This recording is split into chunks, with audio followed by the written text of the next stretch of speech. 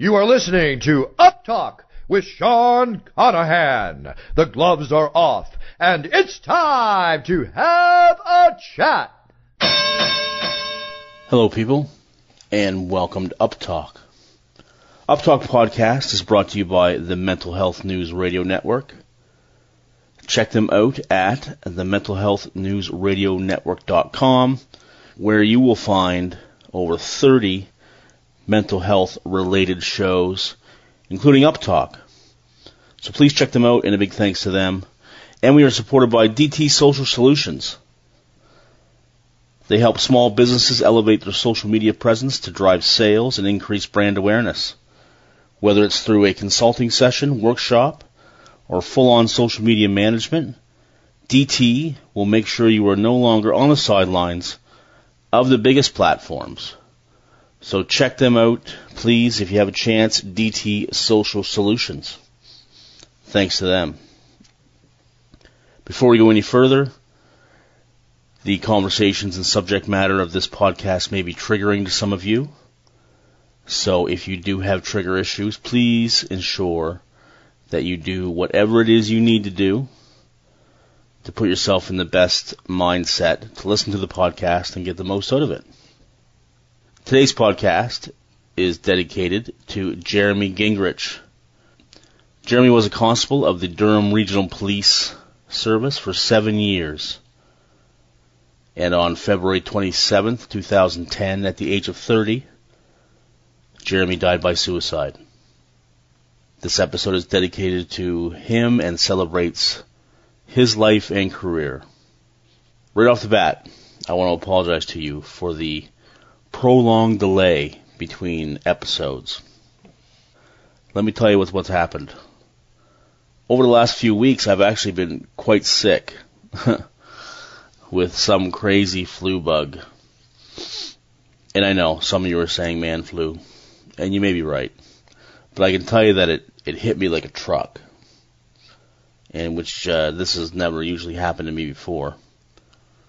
Usually maybe a couple times a year I'll get the flu, and it lasts for about 24 hours, and then I'm right back at it.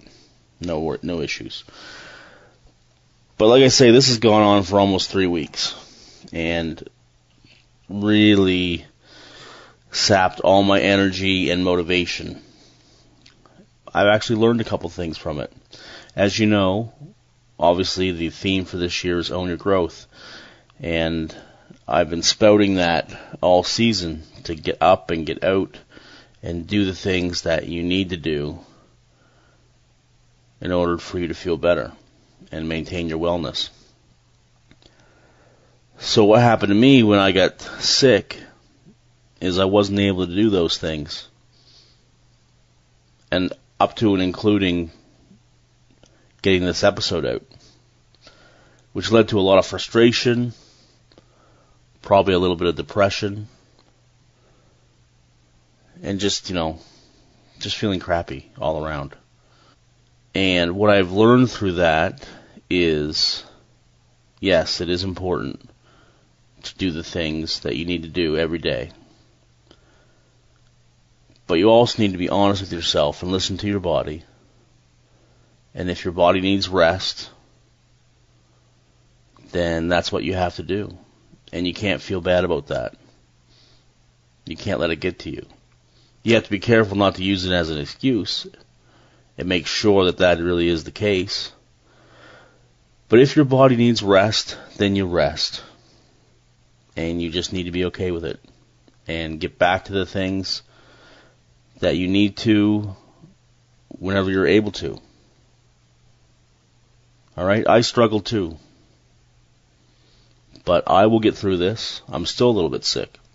I'll get through this. Just like you will get through this. We will get through it together. Okay? By supporting each other and lifting each other up. So that's the deal with that. I want to tell you about an event actually coming up in the future. It is the 2019 Edmonton First Responders Military Personnel Mental Wellness Suicide Awareness Conference. put on by Legacy Play Society. The date is Thursday, September 26th, 2019.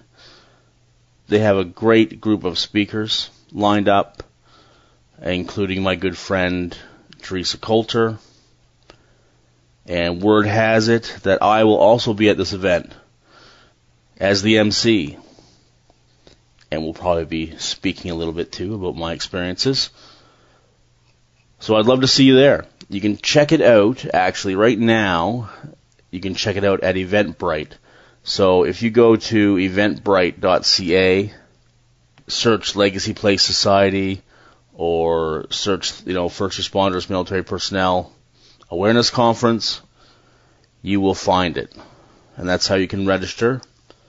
And I'm sure they'll have the event information lined up on their website soon. But that's where you can find it now. So if you can get there, that would be wicked. I'd love to see you there. All right. My guest this episode is a 911 police dispatcher. Had a great chat with her. She was very open and candid and honest about her experiences with PTSD. I hope you enjoy it. Buckle up. Meet Kate Aucoin. It was a dark and stormy night, nor'easter rolling in. Welcome to UpTalk, Kate. It is a pleasure to have you here. Thank you. Thanks for having me. Oh, totally my pleasure. I'm glad we were able to connect and get you on. I'm really looking forward to hearing your story. Kate, for those of us who don't know you very well, tell us about yourself, where you grew up, what it was like growing up, and what led you to want to be a dispatcher. Yeah, sure. So I grew up in Hamilton, Ontario. Typical childhood, divorced parents. I have half siblings and step siblings.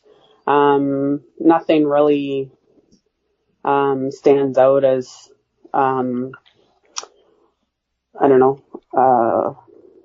life altering, I guess, that made me want to make the decision. I had family and friends growing up close to me who'd been police officers, and that was originally something that I'd always wanted to do. Right. And in the early 2000s, I was starting to get in shape and do everything that I needed to do the police testing, and I was in a rollerblading accident and broke my kneecap.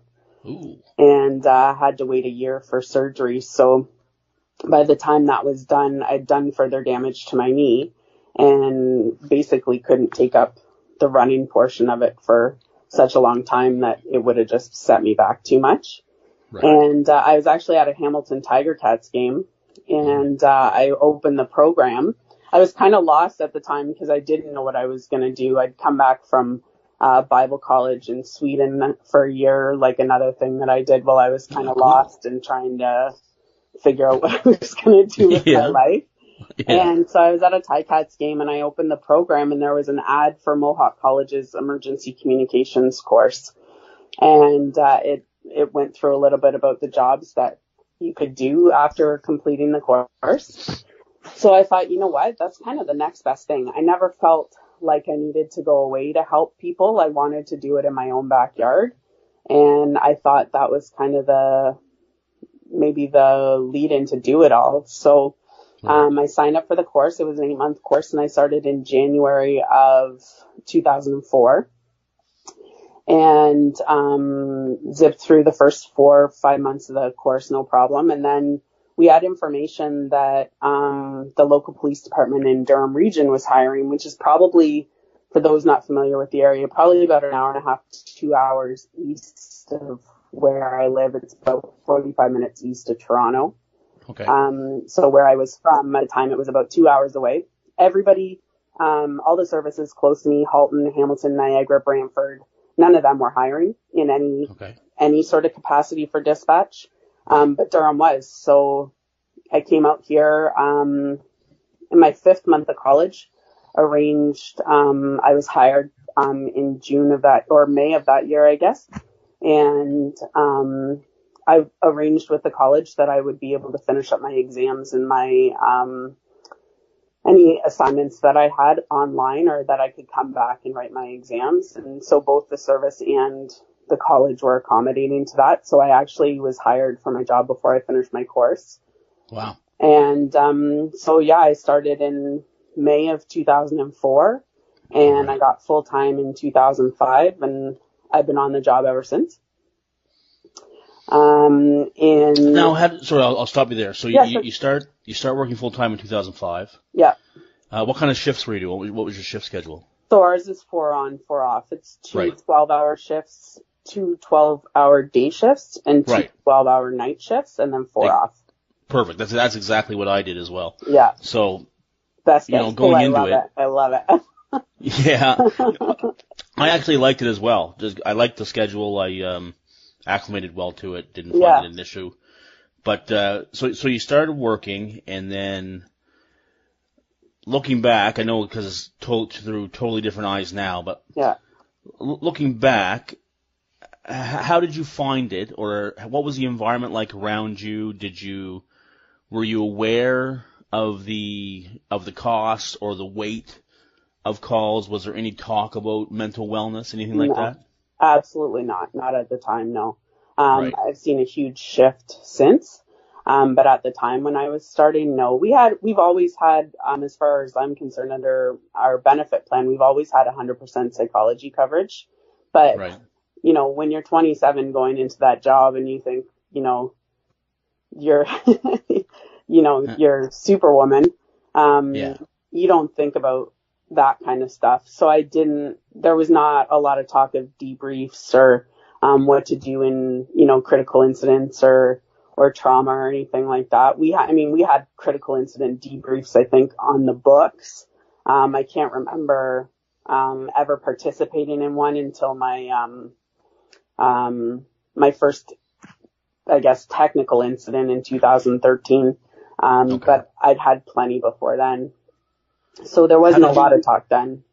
Right. I mean, looking back early on in your career, how did you do? In other words, did you maintain sort of a environment of wellness for yourself? Like, did you take good care of yourself? Were you eating well? Did you remain active? Looking back, do you see signs of of things being heavy for you? No, I was at a great place in my life. I was starting out my career. I was getting married and having children.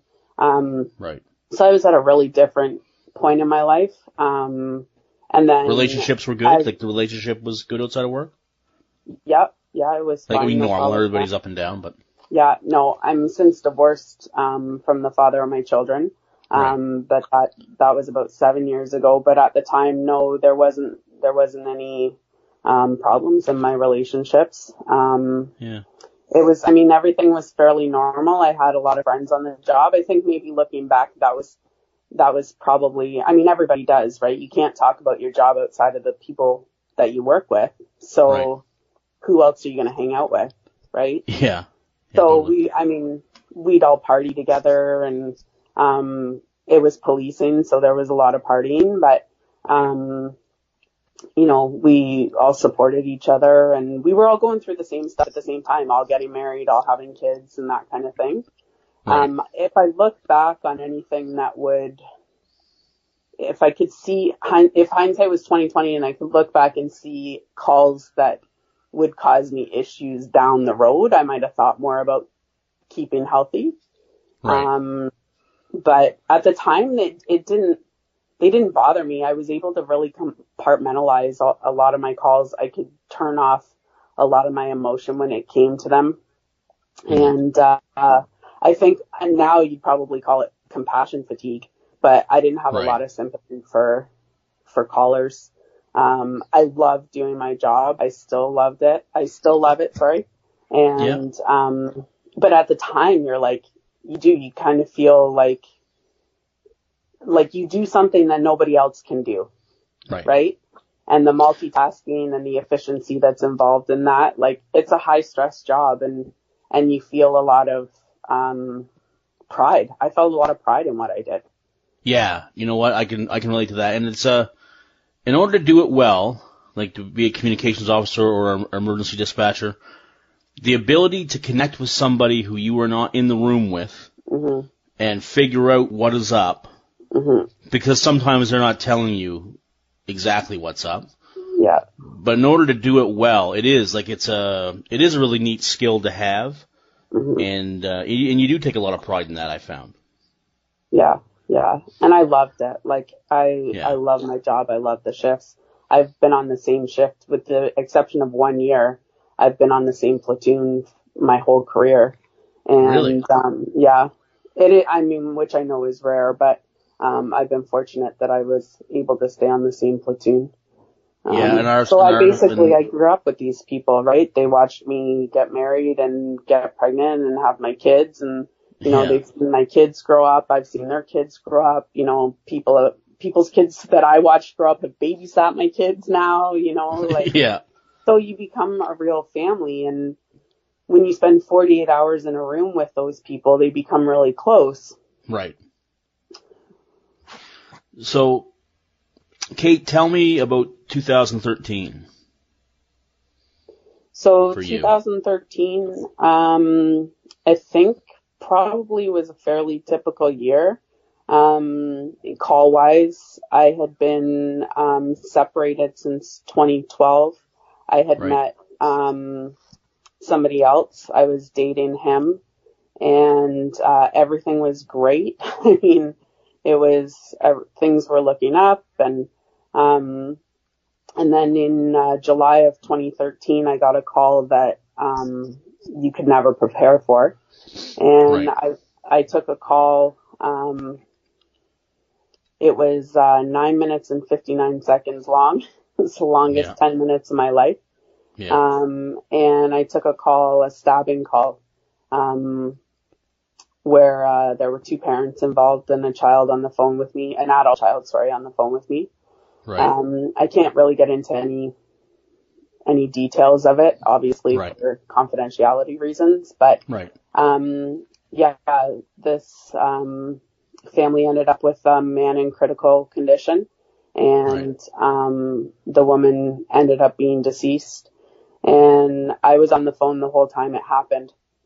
Now, what I try and explain to people, because when I walked into the debrief for this call, I actually had a sergeant who was on my shift who said to me, looked me right in the eye and said to me, "What are you doing here? Like, you just heard this." And I was just like, yeah, they have no idea, right? They have no idea what you hear. But you can't recreate those sounds. And normally when we take a call, like if somebody finds a body or somebody commits suicide, a lot of the times my job as a communicator is just to get the information and get ambulance and police and fire there. Right. It's not an in-progress call. We don't take where there's, not to be blunt, but where there's dead people involved, right, we don't take a lot of in-progress people being stabbed or murdered or committing suicide on the phone, right? We can we'll talk people that are in the process of dying. You don't get a lot of those. Right. Well, I mean, I've had callers who are suicidal and you talk them down, which is one thing. You know, I've had people that need an ambulance for somebody else, which is another thing. But you don't very often take calls where people are in the process of dying while you're on the phone with them. Right. And that was in the process of happening the entire time I was on the phone with them. Not to mention, you mix in, you have your officers arriving on scene. You know, they have no idea what they're going into. You know that they're coming in with their guns, and that's not an easy thing for those guys. And when you work so closely with people, the majority of the guys on my shift, I couldn't recognize in a grocery store. But if they called up, I'd know exactly who I was talking to because I know their voice. Or I could recognize someone behind me in the grocery store talking just because I've spent so much time on the phone or on the radio with them. Yeah, and the other way around works as well. I've had many people, I'm sure you do too, that you walk in a room and you start talking and they'll come over to you because they recognize your voice. Yeah. Yeah. They don't know your face, but they know your voice. Yeah. Like I know the majority of people on my Instagram or my Facebook account, I've walked into them in the grocery store and they have no idea who I am. Yeah, that's they right. know my name or they know my voice or whatever. But, Right. so you think of these guys as your family, like, and I really had a hard connection with being told by, one of my sergeants who I'd worked with for a long time. He just had no understanding, like, of what I had gone through. And, I can't remember if we listened to the tape at that debrief or not. I think we did, because I think we were walking through what everybody was doing at the time. Right. And, but in 2013, it was a totally different environment than it is now. And, somebody actually said that to me. So, but back to the thing is like when you're listening to somebody dying, like you can't recreate that sound in a movie or in, a television show. I know there's a couple shows out now. I haven't seen any of the movies or the television shows based around 911. I used to watch Rescue 911 when I was a kid. But me too. It was an awesome show. I loved that show. But yeah, as you know, like you can't recreate the actual sounds of listening to somebody die or take their last breath, or the chaos that goes involved with that when it's a violent situation. Yeah, for me, for my call that I always say sort of ended it for me, it involved the suicide of a young person, and I had the person's younger sibling on the phone with me as the caller. Yeah. And all I could hear in the background was the patient's mom. Yeah. And again, that sound that mom was making. Yeah. Was really primal. It's not a normal sound, and it's just, and that always sticks with me, right? Yeah. But it's right. That's true, and that's like because you're a dispatcher and you're not there, so you're relying on your hearing mostly. Yeah. Well, pretty much all, and then, so those sounds they stick with you. That's what you remember. Yeah. Yeah, and they stick long and loud, right? Yeah, they do for sure. Yeah. So you go to this debriefing, this call happens, you go to this debriefing. Yeah. How does your life change after that? So I had started, having nightmares fairly close afterwards, and, not being able to sleep, being really overprotective of my kids, being really, nervous around anyone that had any sort of mental illness, ironically. Oh. And there was a component to that in the call. Okay. And, so that's kind of where it hit. That makes sense. Yeah, a personal level for me. So, I was really, really hyper vigilant around people that I didn't know. And this was about 10 months after I started dating this new guy. So we basically went like right into the deep end right off the bat. Yeah. And, so the call was July. By, I think the end of September, middle of September, I'd had a diagnosis because I was just, my symptoms were just getting too bad. I was taken out of the room, and passed around to a whole bunch of different departments. Really? Yeah, I worked in all different departments for a while, and it was never stable. And then you're constantly trying to learn a new job, and then, and then basically by the end of 2013, I was off work full time. Okay. So I was still having nightmares, trying to get, medicated, trying not to self-medicate too much with alcohol. And then, I spent, I think it was about 18 months in total I was off, and I got into a program at CAMH, the Center for Addictions and Mental Health in Toronto. And it was specifically for first responders and work-related trauma. And it was, the psychological trauma program. And that was a huge game changer for me. I got the therapy that I needed. Because at first, they were sending me to a psychologist in my area, and nobody told me for 6 months. They couldn't figure out why I wasn't getting better, and I couldn't figure out why I was getting better, but nobody told me for 6 months that the Workers' Compensation Board didn't have any trauma therapists in my area. So I was just seeing a psychologist who basically had no idea how to deal with, she had no history with PTSD and she had no history with emergency trauma. So she really wasn't being able to be effective in treating me because she wasn't trained in that area. So when I went to CAMH, they treat first responders and emergency trauma all the time.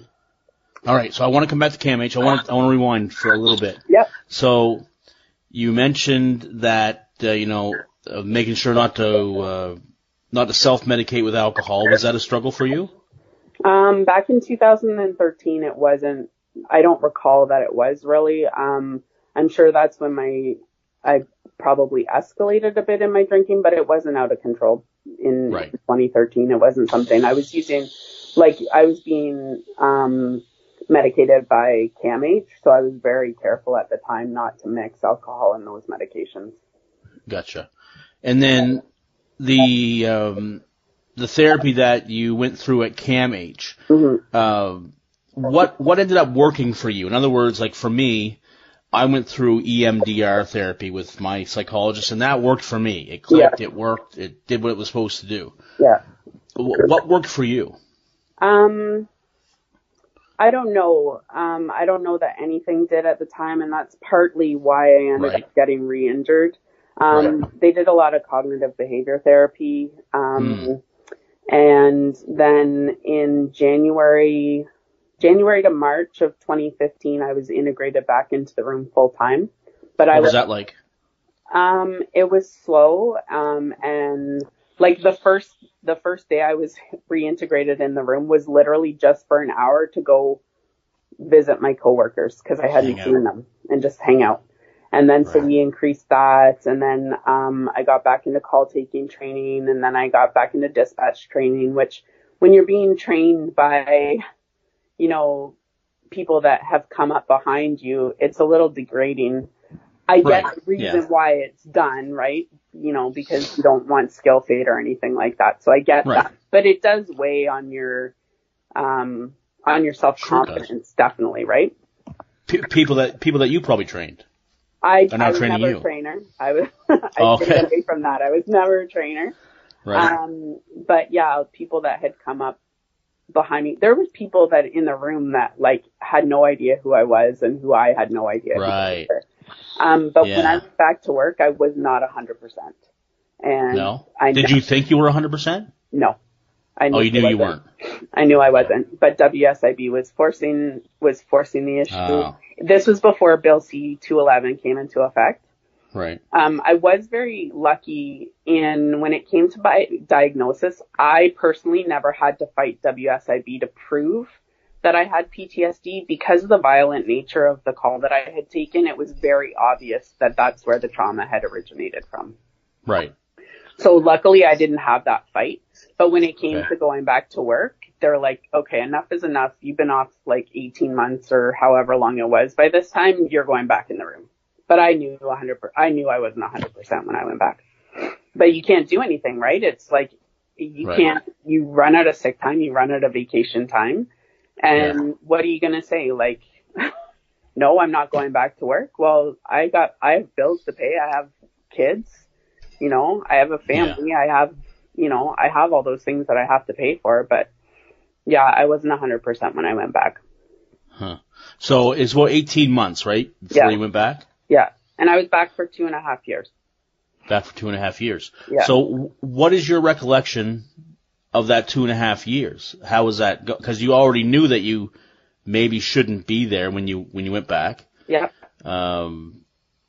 What is your recollection of that time? It was pretty good. Near the end, I really felt like I was getting my shit together, and I was back to doing the job that I needed to be doing and doing it well. I made, I made little safety nets for myself of where I sat in the room. Oh, you did? Yep. 100%, because noise is a real issue for me. Loud noise, my startle reflex can be high at times. So I would sit in the back corner of the room. And the other issue I had is that I couldn't have people behind me. So I sat in a desk that was in the back corner of the room against the windows with the blinds pulled down because I had a legitimate fear of being shot through the window. Really? Yeah.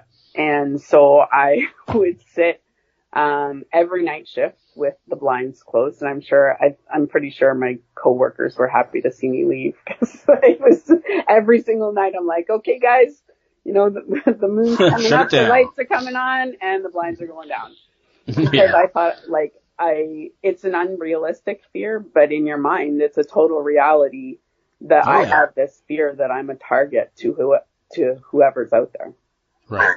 And because our room was lit at night and it was dark outside, we were like a beacon in the night. You could see where we were. So the only way I felt safe in that room was to have the blinds drawn, sit in a back corner with nobody behind me, only one person to my right, nobody to my left.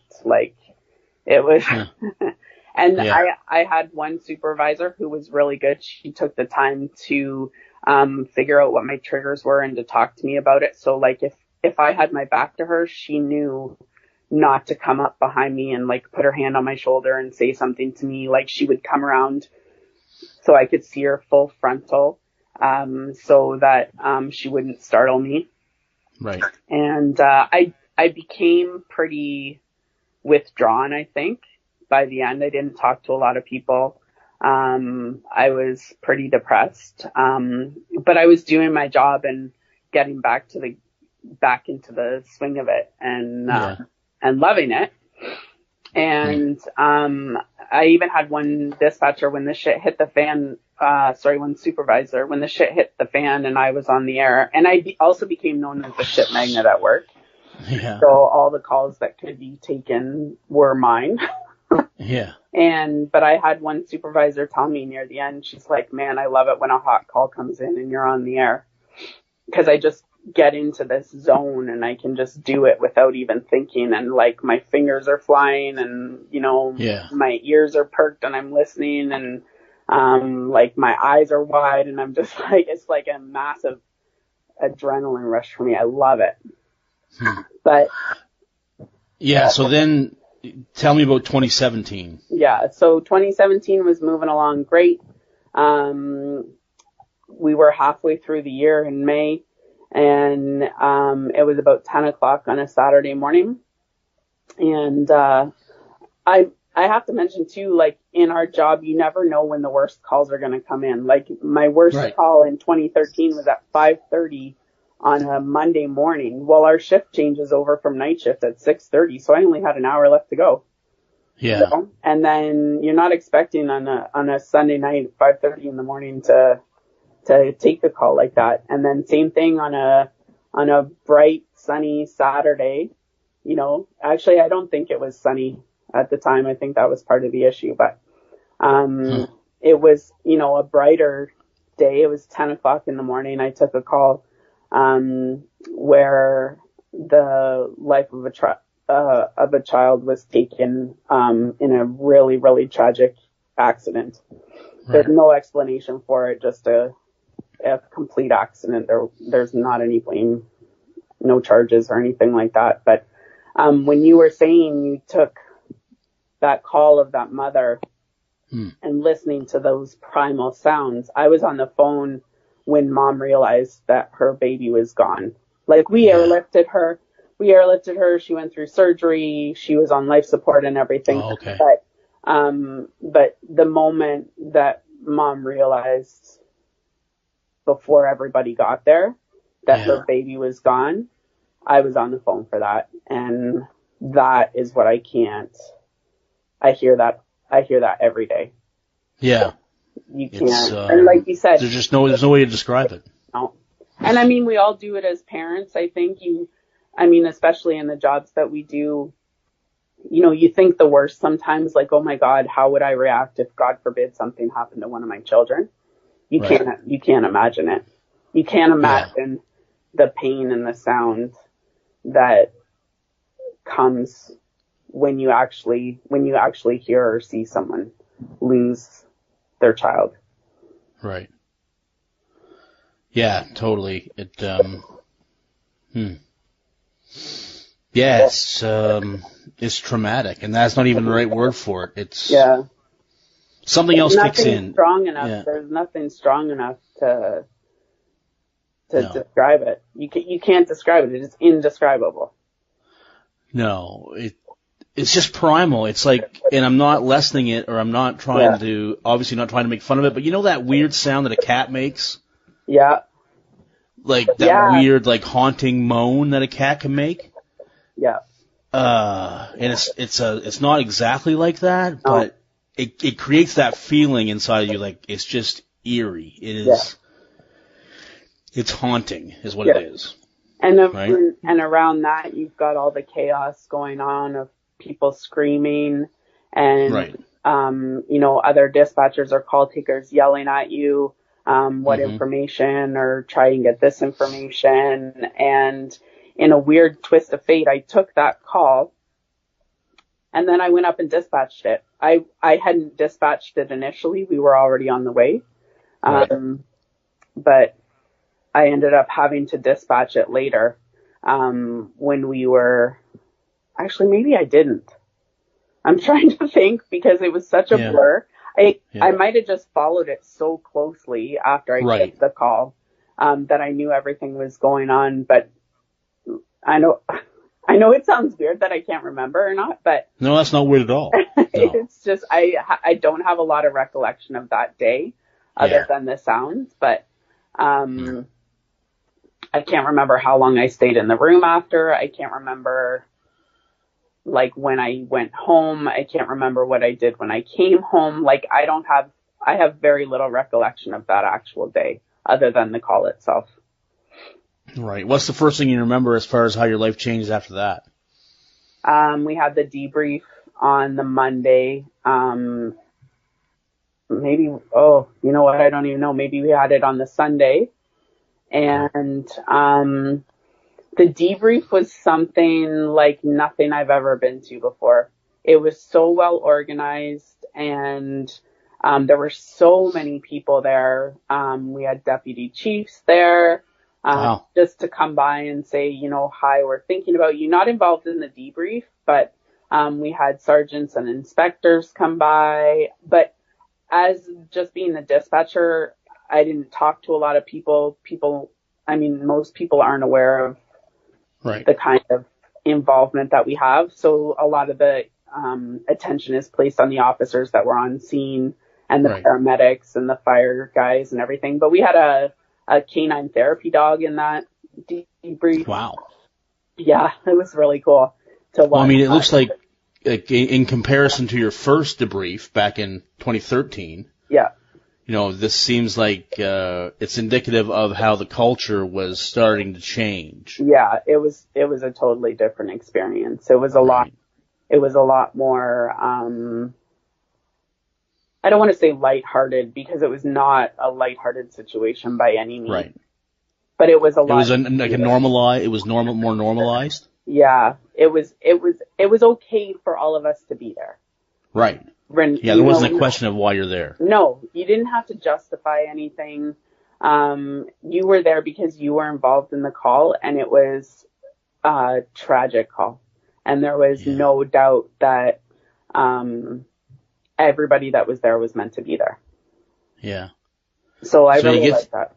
You get through that debrief. Yeah. And then what happens for you? Almost immediately I started going downhill. So in September of 2016, I was finally able to get off my sleeping medication. And for me, that was a big, big win. Right. And so by the time May rolled around, I'd been off my sleeping meds for 8 or 9 months at that point. Okay. I was not going back on those things. I didn't need them. I could sleep through the night. I was fine. Well, as soon as May came around and I had that incident, I almost immediately stopped sleeping. And, I had a lot of sick time I had a lot of vacation time booked in June and July. So every other shift that I was scheduled to work, I think I only worked like 3 or 4 shifts in June of that year, and they were a mess. I was a mess for the whole time. Right. And then July, I had almost all of July off, but by the end of July, I was drinking daily. I was drinking to fall asleep because I didn't want to take my medication to sleep. Right. It was just a weird mental block. I look back like it's so easy, like just take your meds. Like you haven't been on them so much. You haven't been on them for 8 or 9 months. Who cares? Like, that's what works to help you sleep. But it was just something I'm like, I think it was kind of one of those things, like if you start taking those meds, you're going to end up down this PTSD road again, and you don't want to be there. But I was all the way. I was on the way down that road anyway. Huh. So when did you go to Homewood? So by October of 2017, I had I did hit my complete bottom.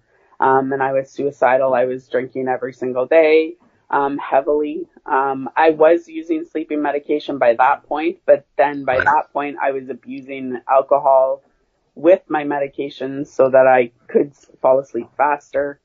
And then I went to Homewood in January of 2018. Okay. And Go ahead. I went into the PTSD addiction medicine stream. Okay. So it was an 8-week program for PTSD, and for myself it was alcohol addiction, but there was other people there for drug addiction, etc. Okay, and I've heard a little bit about Homewood. I have 2 friends. I have Mark Long, police officer in Nova Scotia, now with cracked armor gear. Okay, yeah. Who went through Homewood. I actually went to high school with Mark. We sort of grew up together. And then, obviously, Natalie Harris. Yep. Big proponent of Homewood. Yep. Who's been on the podcast. So, what was Homewood like for you? Describe Homewood for me. Well, it depends. If you'd asked me that when I was there, it was hell and I hated it. Right. I didn't need to be there. I didn't have an alcohol problem. I had PTSD. And I drank too much to deal with the PTSD. Right. So, from you to put me in AA and, make me follow all these abstinence rules. And, I honestly thought once the PTSD is taken care of, the drinking will take care of itself. Right. And, I was so far, removed from my situation by that point that I didn't realize that A, the PTSD isn't going anywhere, and B, I had a severe drinking problem. So I spent 8 weeks there. I thought it was hell and I hated it. And then I was home for 3 days and I was like, why I want to go back there. I need to go back. That was the only place I was safe. Life was just too hard outside in the real world kind of thing to have to deal with that stuff. So what would a typical day look like for you at Homewood? So we'd get up in the morning, 7:00. We had to have a mandatory walk, to have physical exercise and have, fresh air. Then we'd have breakfast. And then, in the PTSD stream, Tuesdays, Wednesdays, Thursdays, we'd have patient check-in and medications and stuff like that. And then, we'd have group therapy, and then, 3 days a week if you were in a PTSD stream, then you had a smaller group therapy session for, I think it was like 3 to 4 hours a day. And, so that's where you were really, using, cognitive processing therapy to deal with your traumas. So I, would do that. And then Fridays, again, we had group therapy and then kind of a lighter schedule. And then we were allowed to either go home if we had a weekend pass on the weekends, or we could stay there. A lot of times I opted to stay at the hospital just because, it was less risk for me. Than going home. But it was I mean, fairly typical from what I understand of most rehab centers. Very restrictive. Right. And I hated it. We had addictions counselors, we had doctors, we had psychologists and psychiatrists, and we were always talking about our feelings and checking in. Yeah. Like, so I hated it. But then by the time when I came out, I couldn't wait to go back. And I just wanted to go back. I just felt so much safer there. Right. So it's an 8-week program. So like in March-ish of 2018, you come out of there. Yep. And so now you've been about like 14 months since then. Yep. So how has it been for you? So, it's been rough. 2018 was the worst year of my life. How so? So I went into Homewood. I came out and my, husband and I separated. Okay. Mostly due to the strain of, PTSD and alcohol. Right. And then I turned 40 and I was alone for that. Like I had friends around and stuff, but, right. Virtually I was like alone. I hadn't lost my family, technically, but, I had lost my family. I don't have family, where I live. They're about 2 hours away still in Hamilton. So right. Okay. I don't have a lot of family around here. So I turned 40. Where do you live? I live in Durham. Okay. Gotcha. Yeah. Yep. Yeah. But my family's back in Hamilton. So, okay.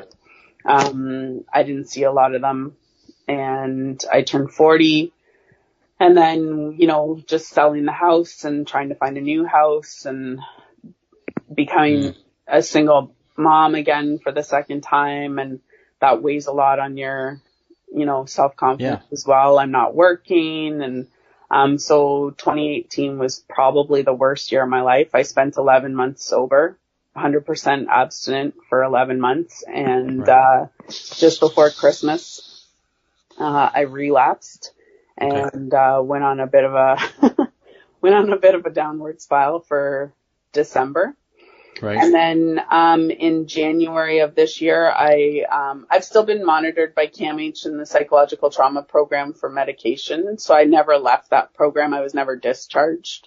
So I can still go back there. So I went back in January and it was determined that, abstinence probably isn't the healthiest way for me to go because I isolate myself too much to stay away from drinking. So, I'm now on a harm reduction plan to just be able to manage my alcohol consumption on a healthy level, which is going okay, this is new, so I haven't heard this before. So you haven't, eh? So it's a program where you don't abstain. You actually you manage your drinking. Yep. Yep. Wow. How have you found that? Amazing. Really? Amazing. I feel like paired with what I learned in Homewood for my PTSD and working with that kind of thing. And, then a harm reduction plan, I feel like I'm getting my life back now for the first time in, 6 years. Wow. Okay. Yeah. Cause I've always often wondered about that. Like the whole, I don't know how to say it well, but the whole, do you have to stop, like totally abstain? Right. Or is it possible to manage it? Right. And still be able to have a drink socially? Everybody's different, right? Of course. I would still probably consider myself an alcoholic because, one's too many and 1,000's never enough. And that's always how it is. And I still, every single day I struggle with, if I'm only having one drink that day. Mm-hmm. So for me, managing it right now is the way it's working. I could find in, a year or two that no, it's gotten out of control and abstinence is the way that I need to go. For right now, managing it is what I'm doing. I see an addictions counselor at CAMH. Right. And I'm still in contact with my psychologist and my doctor there. And I have treatment in Whitby, which is close by to me as well, that I do, frequently as well, just to stay healthy. Right. So Okay, so you're always doing those check-ins, and as we talked about, as I mentioned to you earlier, Kate, the theme of UpTalk this year is Own Your Growth, which is taking responsibility for your own well-being and your own wellness and your own growth. So what are some other things that you do that you have specifically placed into your life routine because you know it helps maintain your wellness? So probably the biggest thing that I got out of Homewood, we had a lot of art classes. Right. And I really found that art therapy helps me process things. It helps me stay focused and in the present. So I spend a lot of time drawing and painting. And I'm taking a watercolor class right now that I'm really enjoying. Nice. It was found when I was going through the PTSD treatment at Homewood that I disassociate when I'm talking for a long period of time with people. It doesn't even have to be a long period of time. I'll just dissociate and go off like in my own little world, hold a complete conversation with you, and you'll have no idea that I'm not even paying any attention at all. And I won't be present, and I'll have zero recollection of it. So it was discovered at Homewood that if I kind of doodle and draw while I'm having a conversation, I found that while I was in therapy, I was able to stay focused on the questions surrounding my trauma so that I could stay present and process them better. So I spend a lot of time drawing still. It's still something that I go back to. If I have a lot of anxiety about something, I'll just sit down with my book and my pens and start drawing. I do, like I said, I'm doing this watercolor painting class right now, which is, oh my God, I can't even explain how healing it is for me.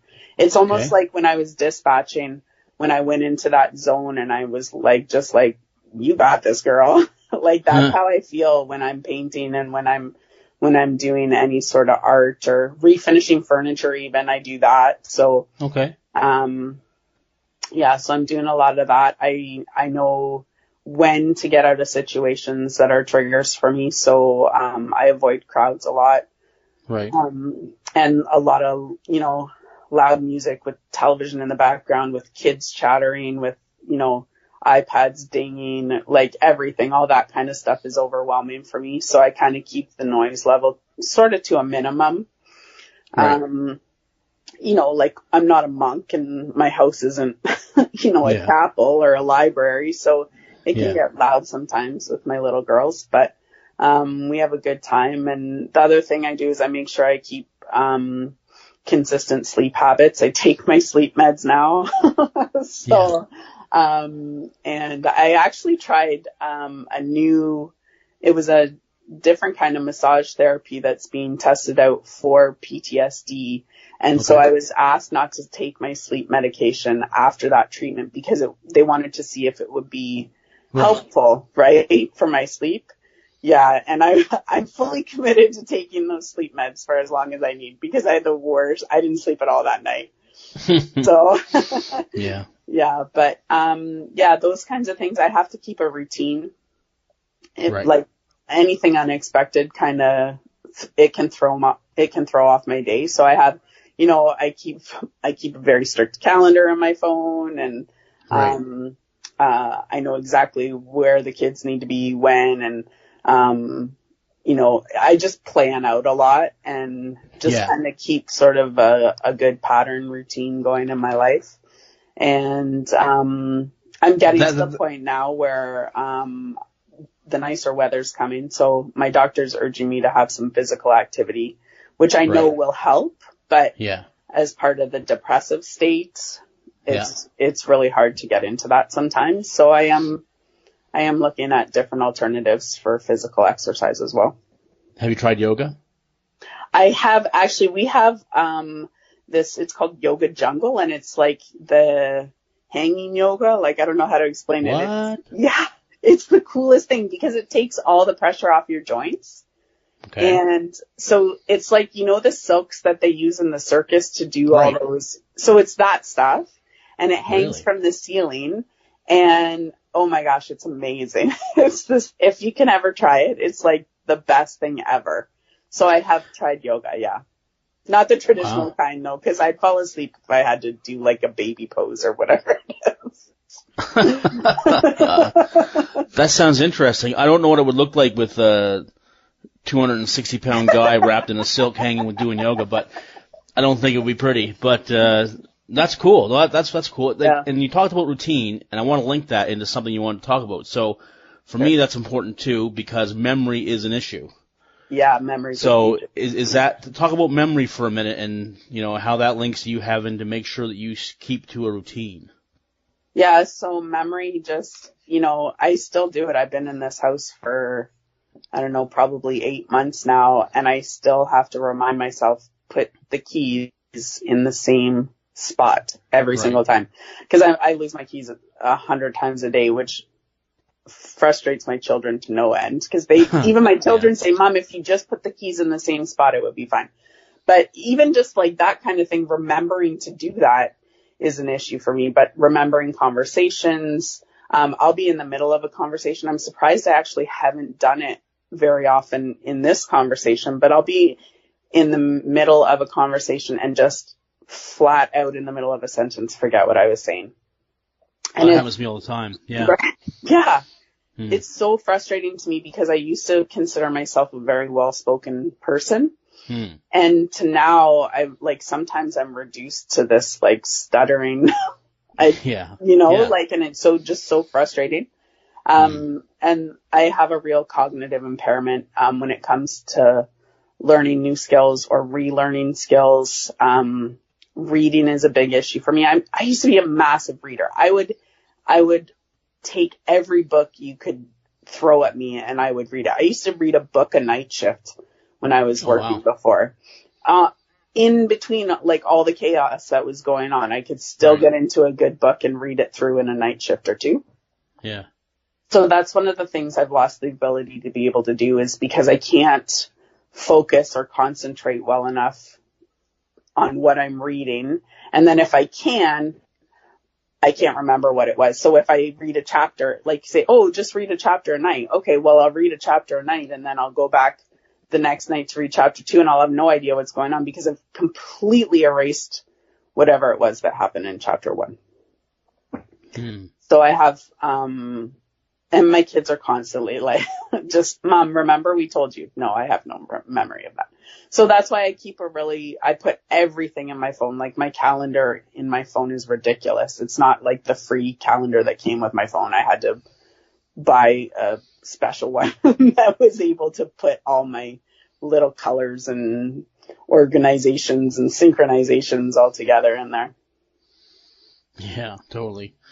Yeah. Totally. So I write, cool. and like, I write notes on my phone everywhere. Like, I have a note app. So there's all these notes on my phone if I need to talk to somebody about something or, yeah. I had a little bit of a thought here because you were talking about books. Yeah. And I'm sure someone's going to steal this now, but this will be evidence that I've talked about it first. Okay. Remember how you talked about how when you were in conversations or when you're having important conversations, if you could doodle during the conversation, it helped you focus. What if you had a book where on one page it was the book and on the opposite page was blank? Where I could doodle? You could doodle while you read. But I need to be able to see what I'm doodling. Right? Because I can't read, unless I could figure out, my brother can do this. I don't know how he can do this. Like, bounce back and forth? No, my brother can actually focus his 2 eyes on 2 different things. That's crazy. It's totally crazy. So if I could do that, then that would be phenomenal. Because then I could, say, draw with my right eye and read with my left eye and then process everything. But yeah. So maybe like an audiobook or something while I'm. I like audiobooks a lot. I listen to a lot of podcasts, a lot of audiobooks. Yeah. How would you say you're doing now, today? How does today look for Kate? Today looks great. Today was an awesome day. I'm having my kitchen reno done. It's not causing me the amount of stress that I anticipated. Don't get me wrong, it's causing me quite a bit of stress, but it's not causing me the overwhelming stress that I anticipated. It's coming along good. I'm trying to think. Today I haven't showered, but that's okay. I'm fine with that. I know that I have a plan to shower. That's right. I've gotten some errands done. I've taken some downtime to just relax. I sat and had lunch with a friend. So, nice. Those are the kinds of things too that I work into my routine to stay healthy, is that I have to constantly realize that being a single mom, and I can't go all the time. Right. Which is hard for us A-type personalities to let go of. But I have to take the time to, go for lunch with a girlfriend, or go for coffee with a girlfriend, or do those kinds of things, and just stop myself, because I can get to the point where I can get overwhelmed easily if I'm doing too much in my day. But today's a good day. I took that time, I took the time to get up this morning and have a coffee, and I actually had to go get a coffee because I can't even make coffee, but and then, ran some errands, had lunch with a friend, took some downtime, came back to see how the guys were working on the kitchen, and then now here I am. So I'll probably crash and burn for a couple hours after talking this much. But I'll do that. Like, I'll just take that time to just, anybody that's around me, listen, I'm just going to be quiet for a little bit. Which I think they probably appreciate anyway, but I just try and, like, when I need that time, I try and take that time, and I try and be vocal about it, that I need that time. Right. So you like the path that you're on right now? You are happy with where you're at? Yeah, absolutely. I'm doing, I've come to realize I'm doing a phenomenal job with my kids. I'm taking care of my house. I'm taking care of me. I'm not at the point where I can start to return to work, but that's going to happen eventually. And you still want to go back? I won't be able to go back to my job. No. Okay. I don't think I would risk it. Right. You want to go back to something, though, in that field, just something different? Yeah, my service has to accommodate me in a position, but I don't think I'm going to be able to go back to communications. Right. Unfortunately, that's understandable. I need to take the time to grieve that, because that'll be a grieving process in itself, because I love my job. Right. But I have to come to the realization that I can't go back to that. It's not good for me and my kids. Right. Yeah. But yeah, right now I like the path I'm on. I'm seeing an addictions counselor at CAMH. I'm seeing my doctor at CAMH. I have other counseling going on. I have my art therapy. So right now, things are looking good. Wicked. If Kate, if anybody wanted to reach out to you, or follow you on social media, if you're up for that, where can they find you? So on social media, on Instagram, I'm not on Twitter anymore. I found it was too overwhelming with how fast everything moved, so I got off Twitter. But on Instagram, you can find me at #Kate_911. Perfect. Yeah. Excellent. So, Kate, if there's anybody listening to this episode right now who was struggling in any way whatsoever, if they were in front of you, what would you say to them? What would be your message to them? Talk about it. Yeah. You need to talk about it. People aren't going to come out and talk to you about it. There's still too much stigma that surrounds mental health and emergency services. And it's probably not always the right way to deal with it at the end of the day, but for me, it's easier to bring it up with humor. So I joke a lot about my mental health, which I find puts other people at ease so that they're able to talk about it, know. So I don't want to contribute to the stigma of mental health and be a clown about it. But I find that if I'm too serious about it, other people aren't going to talk to me about it. And that's not healing for me, and it's not helping them. Yeah, so that's right. I found that when I talk about it, it is healing for me. And that's when you find out about other people in their situations and what you have in common. And regardless of what when you meet someone new, if you're not communicating, you don't know what you have in common, and you could have more than you know that can help you, right? And I found in a situation recently that actually somebody that I've met knew the family of the baby that died. And like, for me, that was a divine intervention moment, because I spent so much time thinking about this child and this mom and this family, that to meet someone who knows them was a total fluke. It was a complete moment of divine intervention for me. Wow. So I think my message is just to talk about it. Talk to, if you're not comfortable talking to somebody in your service, find a friend, find somebody in the mental health industry, reach out. There's programs available. There's helplines available, and just, you have to talk about it. You can't hold it in. Well said. Thank you, Kate. Kate, this has been wicked. I've really enjoyed getting to know you and your story. I just want to thank you again for taking the time to come on. Yeah, thanks, Sean. I really enjoyed it. A lot more than I anticipated. Nice.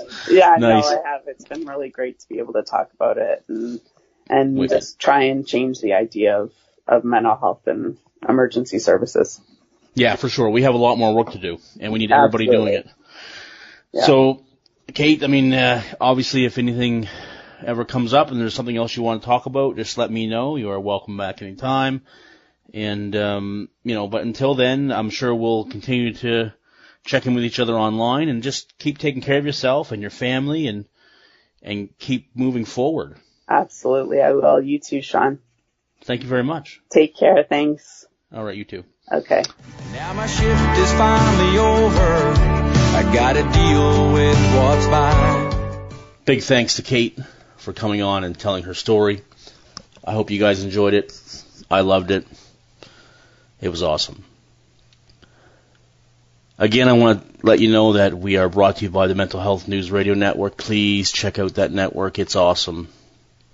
Huge group of really important shows that span the whole mental health spectrum.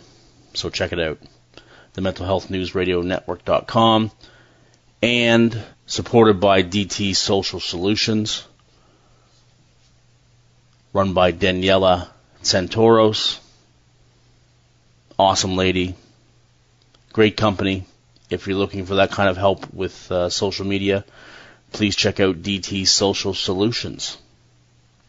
Okay, so my plan is you're not going to have to wait very long for another episode. My plan is to have another episode out sooner than 2 weeks. So, just to make up for the delay that you guys have had waiting for this one, thank you for your patience. And then I'll take a little break. I'm actually going to be going home in June and going on a little trip with the family. So we'll be taking most of June off, and we'll be back in July. And then it's full steam ahead for the rest of the season. Have lots of awesome guests lined up. So it's going to be wicked. Remember, please, to own your growth. And to let me know what you're doing to own your growth. Post on any one of the UpTalk social media pages on Facebook, Instagram, or Twitter. Hashtag own your growth. That would be great. Or if you don't want to make it public, just send me an email. uptalkpodcast@gmail.com. Let me know what you're doing. Let me know how you're owning your growth. I'd love to hear from you. As always, can use your help with the podcast. However you listen to it, please leave feedback, leave a rating if that's available. Leave comments, leave some feedback, ask questions. I really want to hear from you. I would love that. Remember to check out 2019 Edmonton First Responders Military Personnel Mental Wellness Suicide Awareness Conference. Man, that's a long title, but that's what it is. Check that out at Eventbrite, and that event happens on September 26th, 2019 in Edmonton. I'll be there. Teresa Coulter will be there. What else do you need to know? It's going to be an awesome day. I would love to see you. Okay? And as I said at the beginning, this episode was dedicated to the life and career of Jeremy Gingrich. If there is a first responder in your life that you have lost, and you would like me to dedicate an episode of UpTalk to them, I would be very honored to do that.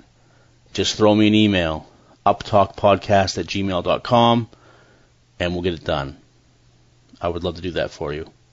Very important to put names and faces to the first responders that are no longer with us. Okay, guys. As I said, shouldn't be too long before we have another episode. Until then, take care of yourself and each other. More love, less judgment. 'Cause we ain't superheroes, we're just ordinary people trying to make a difference and the first on every scene. And it's a heavy, heavy burden to carry all this hurting when you can't unsee the things you've seen. It keeps going on. When those sirens are gone, it keeps going on. When those sirens are gone.